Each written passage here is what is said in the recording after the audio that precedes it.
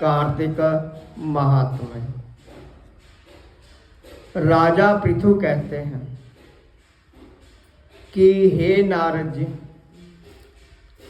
भीष्म पंचक व्रत कैसे प्रसिद्ध हुआ। तब नारद जी कहने लगे कि हे राजा पृथु, यह व्रत कैसे प्रसिद्ध हुआ सो सुनो।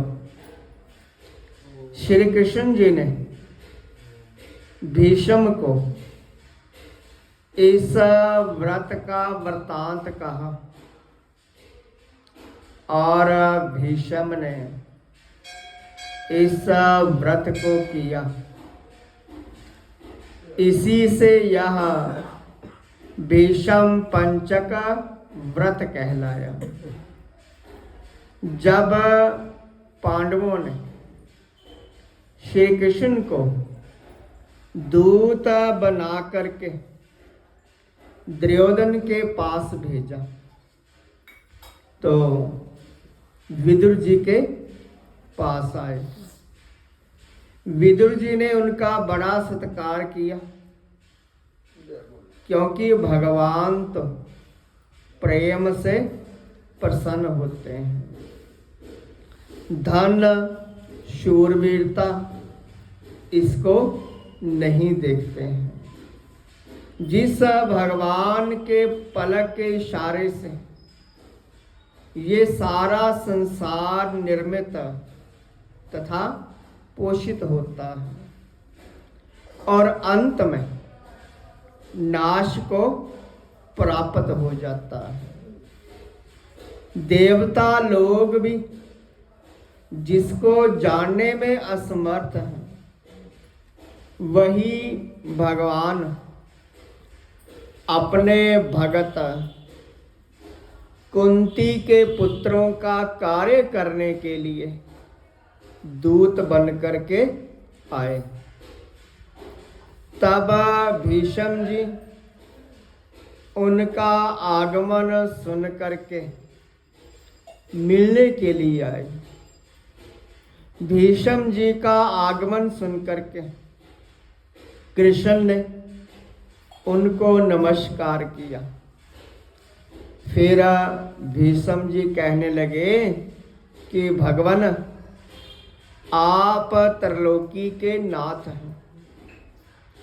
ब्रह्मा आदि देवता भी आपकी माया को नहीं जान सकते, और वहीं आप पांडवों के दूत बन करके आए। ऐसा पांडवों के पास क्या वशीकरण मंत्र है जिसके प्रभाव से आप उनके इतने वशीभूत हैं। सो हे कृपालु, आप सर्वज्ञ हैं, इसका कारण बतलाइए। तब श्री कृष्ण जी कहने लगे कि हे गंगा पुत्र युधापि, ये बहुत ही गुप्त बात है, फिर भी मैं तुमसे कहता हूँ। इन्होंने एक ऐसा व्रत किया है जो मुझको अति प्रिय है। इसी कारण से मैं इसके वशीभूत हूँ। अब मैं तुम्हारे प्रश्न का उत्तर देता हूँ कि पूर्व काल में उज्जैन नगरी में 5 ब्राह्मण रहते थे, जिनके नाम कवि, शुचि, दृढ़, दंत और हंस थे। पांचों ही वेदों को जानने वाले, रूपवान, युवावस्था को प्राप्त होकर के बड़ी विद्या में प्रवीण थे। अनेक राजसभाओं में गान विद्या दिखाते, अनेक देशों में घूमते और बहुत सा धन प्राप्त करते थे। एक समय वे मथुरापुरी में सुवीर नाम के राजा के पास आए। संगीत कला में निपुण होने के कारण उन्होंने राज्य सभा में जाने की इच्छा की। वे 4 दिन तक उपवास करते रहे, यमुना में स्नान करते रहे। फिर उन्होंने एक मनुष्य से राजा का वृतांत पूछा, तो उन्होंने कहा कि राजा की एक कादम्बरी नाम की पत्नी है। वो संगीत विद्या में अति निपुण है। और ऐसा सुनकर के वह राजा के पास जाने की इच्छा करने लगे। और फिर राजा के पास जाकर के कहने लगे कि बड़े दुख की बात है कि राजा के समीप कोई नृत्य कला को जानने वाला ही नहीं। वीणा के तो 2 तार ढीले हैं। इसी प्रकार की बातें सुन करके किसी ने यह सारी बात राजा को सुना दी।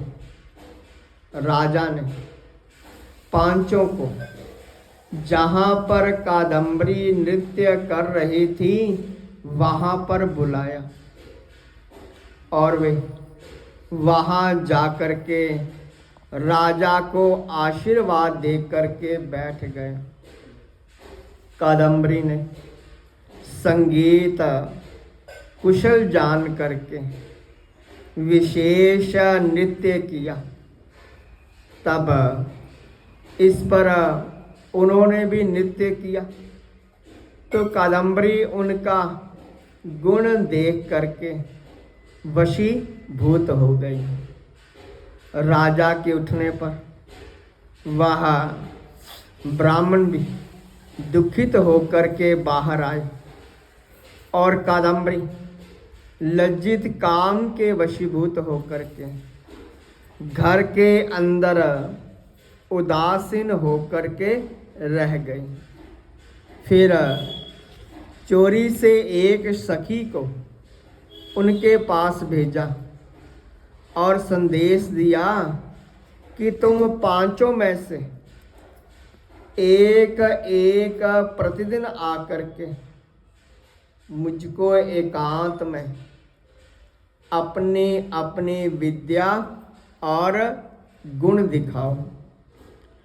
गांव से दूर उत्तरी कोण में यमुना के तट पर वह एक अनंत नाम तीर्थ है। वहाँ पर तुम पांचों में से एक एक करके आना। मैं भी वहाँ पर आऊँगी और वीणा राग की कुशलता दिखाऊंगी। वह सखी ऐसा कह करके चली गई। श्री भगवान कहते हैं कि हे भीष्म जी, एक ब्रह्मचारी जो कि मेरा भगत था, दुष्ट संगति भय से गांव से अति दूर वहाँ रहता था। उन दिनों वो भी भीष्म पंचक व्रत करता और मेरा पूजन करता। उस दिन कार्तिक शुक्ला एकादशी का दिन था। तब उन ब्राह्मणों में से कवि नाम वाला ब्राह्मण आया और कादम्बरी भी उस स्थान पर पहुंच गई। मुनि ने जैसे ही पूजा की, कवि ने भी उसी विधि से पूजा की। फिर वीणा लेकर के गान करने लगे। उनके गान से मुनि ने कोई क्रोध नहीं किया, क्योंकि उसने अपना मन जीता हुआ था। इस प्रकार भगवान कहने लगे कि मेरे आगे उन दोनों ने सारी रात नित्य गान करते रहे और मुनि को गोबर का आचमन करते देख करके कवि ने भी गोबर का आचमन किया। प्रातःकाल होते ही कादम्बरी राजा के पास गई। मुनि की संगति से उसके सब पाप नष्ट हो गए थे और द्वादशी के दिन कवि अपना सब धन दान करके विरक्त हो गया। बोलिए श्री विष्णु महा